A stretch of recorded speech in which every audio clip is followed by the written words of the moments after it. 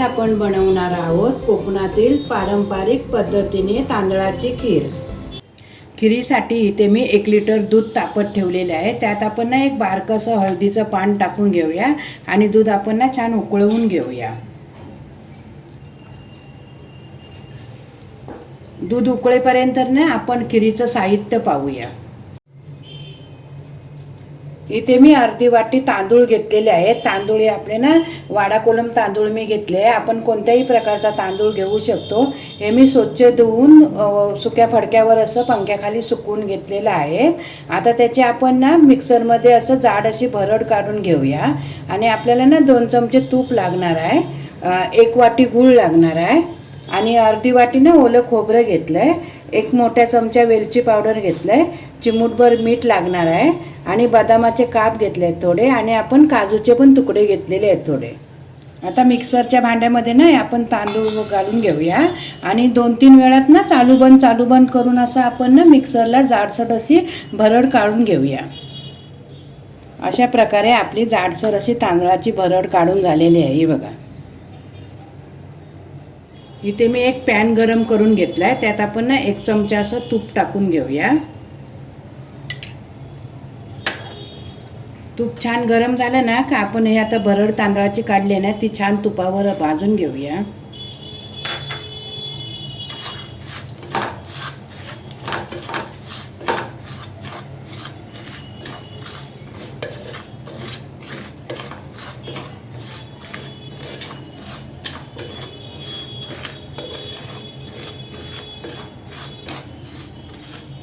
आता आपलं हे मिश्रण भाजून झालेले आहे। जास्त पण असं भाजायचं नाही आहे, 5 मिनिटं एवढं भाजायचं आहे। आता आपण ना गॅस बंद करून घेऊया। आता आपलं दूध तापलेलं आहे। आता आपण हा ना तांदळाचा रवा काढलाय तो आपण या दुधामध्ये टाकून घेऊया।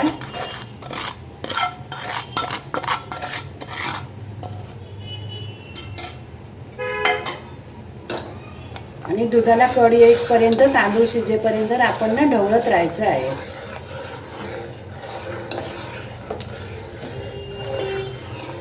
आता आपला तांदूळ छान शिजलेला आहे। आता आपण यात सर्व साहित्य टाकून घेऊया।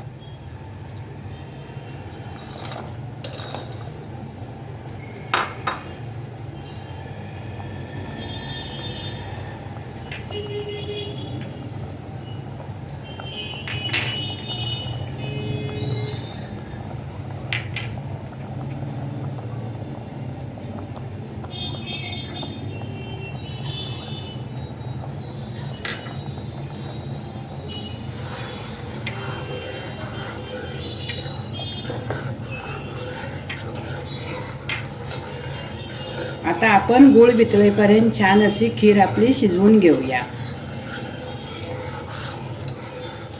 1 लिटर दुधासाठी आपली अर्धी वाटी तांदूळ बरोबर आहे आणि मी हळदीचं पान टाकलेलं होतं याच्यामध्ये। हळदीच्या पानाने ना आपल्या खिरीला छान असा सुगंध येतो।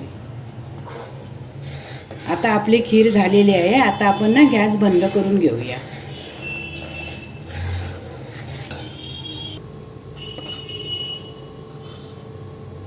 ही खीर आम्ही गणपतीच्या दुसऱ्या दिवशी म्हणजे ऋषी पंचमीच्या दिवशी कोकणामध्ये करतो। उंदीर मामाच्या नैवेद्यासाठी आम्ही खास ही तांदळाची खीर बनवतो।